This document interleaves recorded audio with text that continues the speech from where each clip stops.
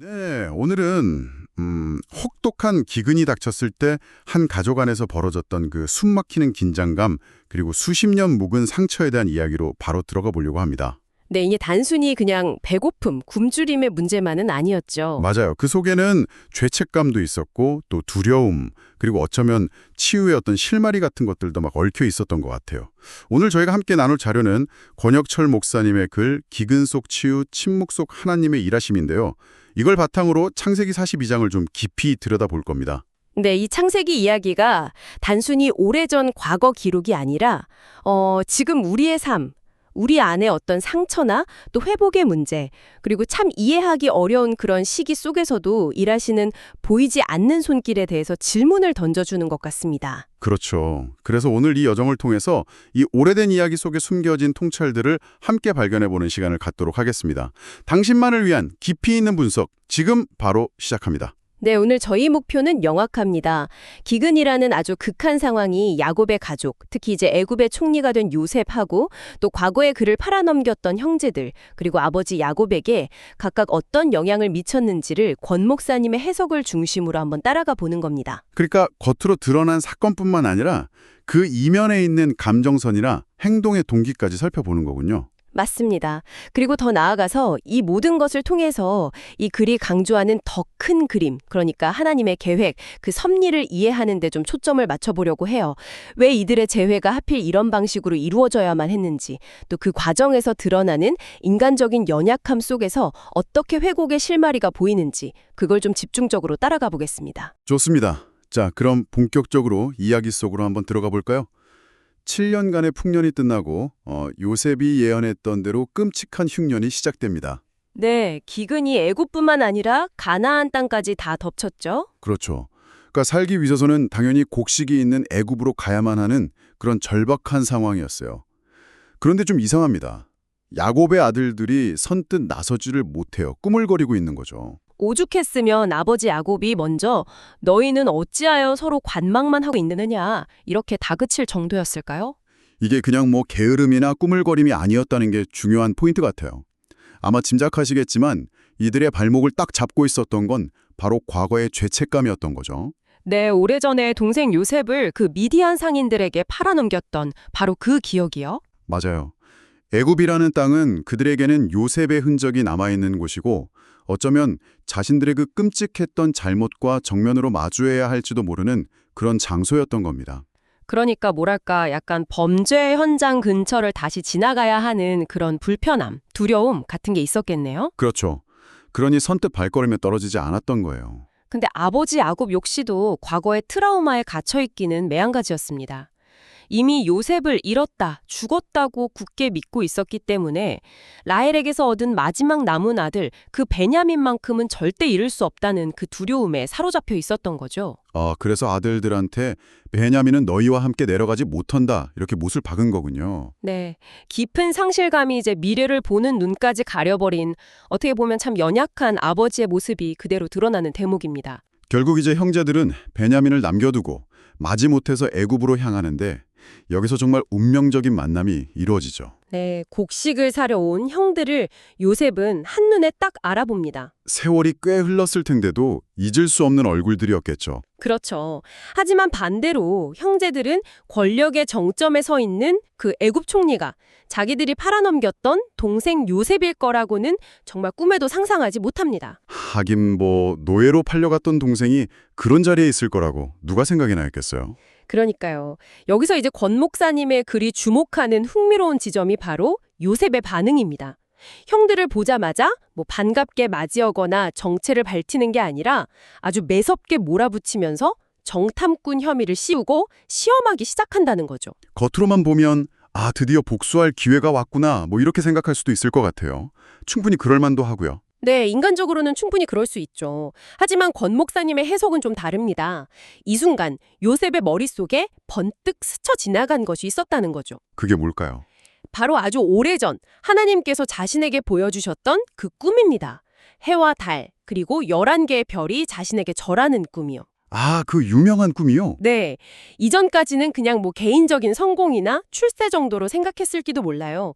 하지만 이제 이 극적인 재회의 순간에서 요셉은 그 꿈의 진짜 의미를 깨달았다는 겁니다. 진짜 의미요? 네.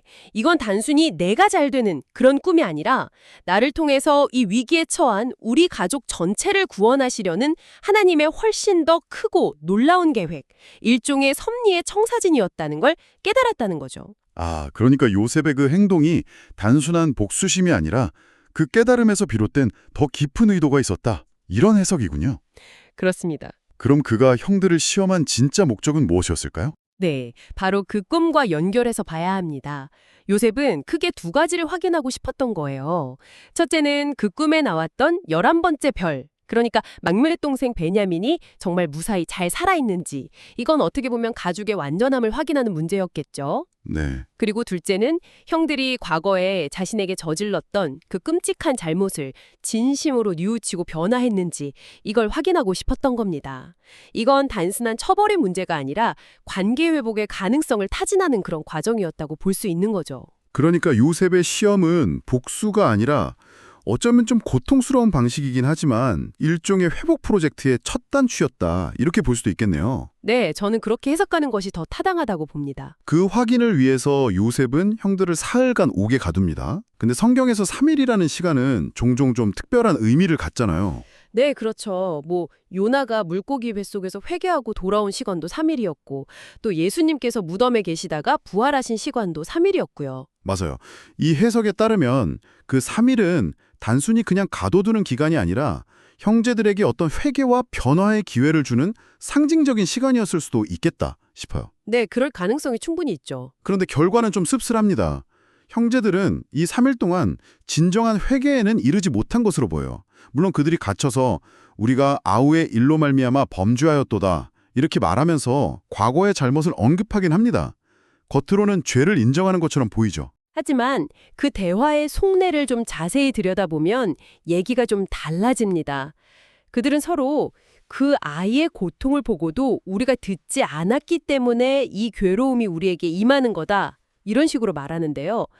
이건 마치 어떤 인과응보 때문에 벌을 받는다는 식의 후회에 가깝지 진정한 뉘우침과는 거리가 좀 있어 보입니다. 특히 맏형 르우벤의 말이 좀 그렇죠.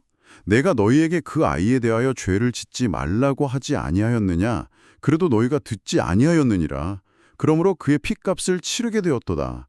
이렇게 말하는데요. 이건 뭐 내 말 안 들어서 이렇게 된 거야 라면서 책임을 떠넘기는 것에 가깝죠. 자신의 잘못을 통렬하게 인정하는 모습과는 분명히 다릅니다. 형제들은 자기들끼리 이제 히브리어로 이런 대화를 나누면서 당연히 애굽 총리는 못 알아들을 거라고 생각했겠죠? 통역관을 사이에 두고 있었으니까요. 네. 하지만 요셉은 그들의 말을 다 알아듣고 있었습니다. 여전히 진정한 뉘우침 없이 서로를 탓하면서 후회만 하고 있는 그 형제들의 모습을 본 요셉은 그 자리에서 감정을 숨기기 위해서 잠시 돌아서서 남몰래 눈물을 흘립니다. 아, 그 장면이 참 가슴 아프죠? 그는 이미 개인적인 고통을 넘어서 하나님의 큰 그림을 보기 시작했는데 형제들은 여전히 그 과거의 죄와 상처라는 감옥에 갇혀 있다는 사실이 너무나 안타까웠던 거겠죠. 그랬을 것 같아요. 그렇죠. 그 슬픔을 애써 감춘 채 요셉은 이제 계획대로 형제들 중에서 시므온을 인질로 남깁니다. 그리고 나머지 형제들에게는 곡식을 가득 실어서 가나안으로 돌려보내죠. 근데 여기서 또 한 가지 좀 예상 밖의 행동을 하죠. 네, 형제들이 곡식값으로 낸 그 돈을 몰래 다시 그들의 곡식자루 속에 넣어서 돌려준 겁니다. 이건 또 어떤 의미였을까요? 글쎄요. 여전히 형제들의 변화를 바라는 마음에서 베푼 마지막 어떤 기회였을까요? 아니면 이건 역시 그들의 반응을 떠보기 위한 또 다른 시험이었을까요? 좀 해석이 분분할 수 있겠네요. 어쩌면 둘 다일 수도 있겠죠. 하지만 중요한 건 형제들의 반응입니다. 요셉의 의도와는 완전히 엇나가 버리죠. 아, 그렇죠.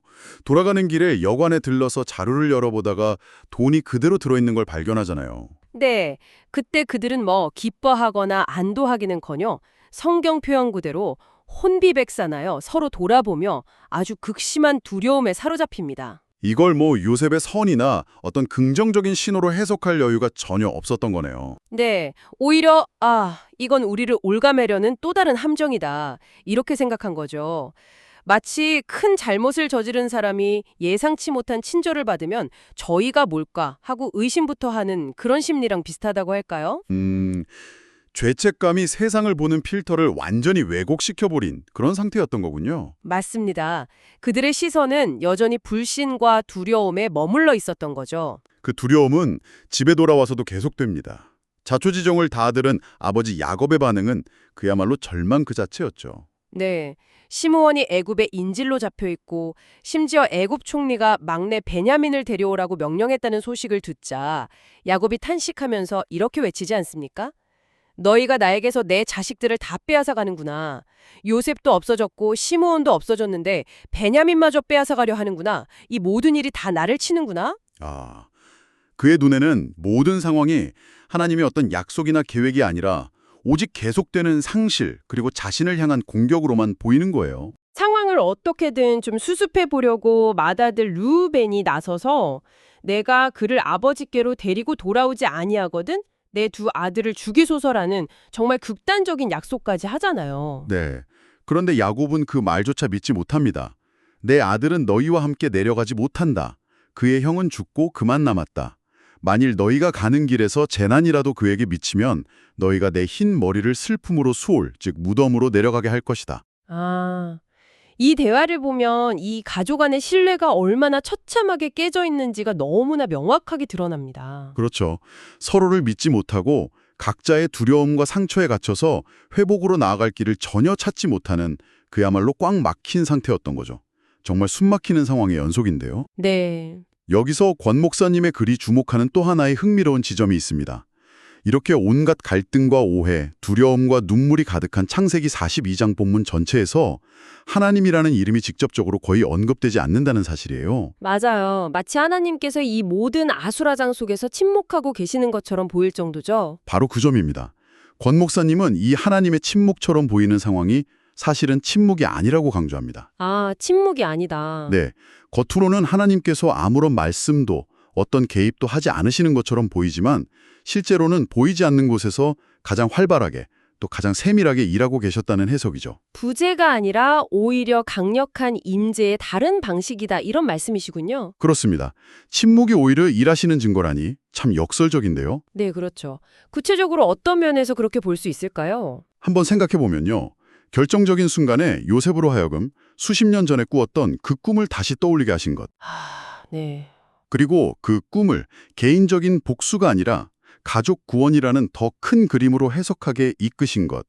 그리고 수십 년 만에 형제들을 바로 그 요셉 앞에 세우신 것. 네, 그 모든 타이밍이 정말 기가 막히죠. 심지어 이 모든 일을 촉발시킨 기근이라는 그 거대한 재난 자체까지도 어쩌면 그들이 애써 외면하고 묻어두었던 과거의 죄와 상처를 정면으로 마주하게 만드는 하나님의 보이지 않는 손길이었다고 이 글은 해석하는 겁니다. 와, 모든 조각들이 정말 보이지 않는 손에 의해서 착착 맞춰지고 있었다 이런 느낌이네요. 네, 그런 거죠.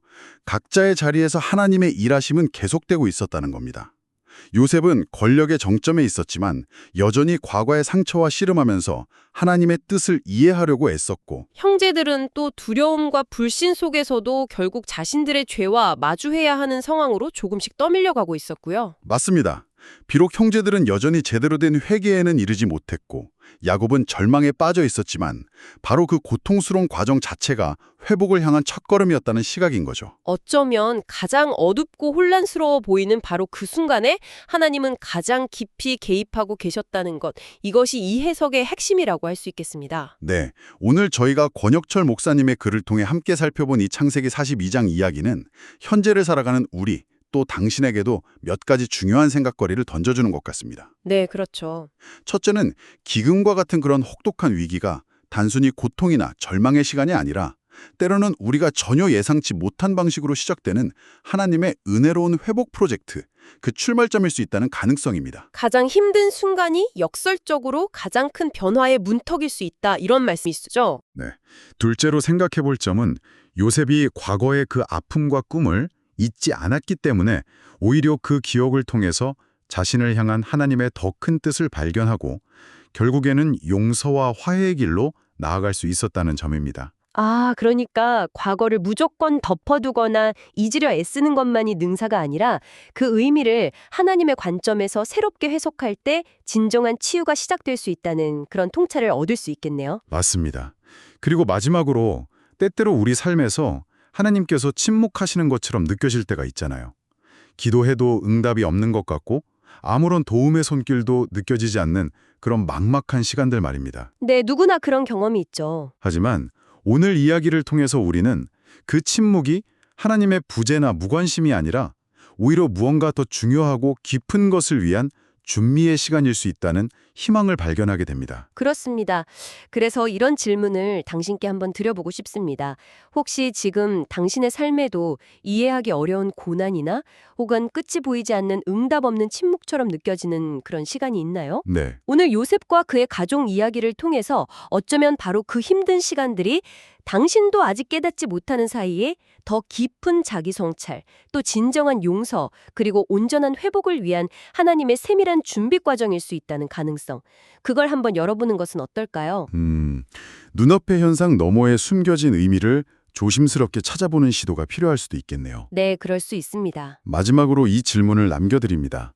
오늘 살펴본 글은 요셉이 자신에게 주어졌던 꿈을 기억했고 동시에 하나님 또한 그 꿈을 잊지 않으셨기에 구원의 길이 열렸다고 말합니다. 네. 혹시 당신의 삶 속에서 지금 겪고 있는 어려운 현실 아래 깊숙이 묻어두었거나 아니면 희미해진 꿈이나 오래된 약속 같은 것은 없을까요? 어쩌면 지금 이 시간이 바로 그 잊혔던 꿈이 다시 펼쳐지고 그 약속이 새롭게 성취될 순간을 기다리는 하나님의 침묵 속 일하심의 시간일지도 모릅니다. 한번 조용히 당신의 마음속 깊은 곳을 들여다보는 시간을 가져보시면 어떨까요?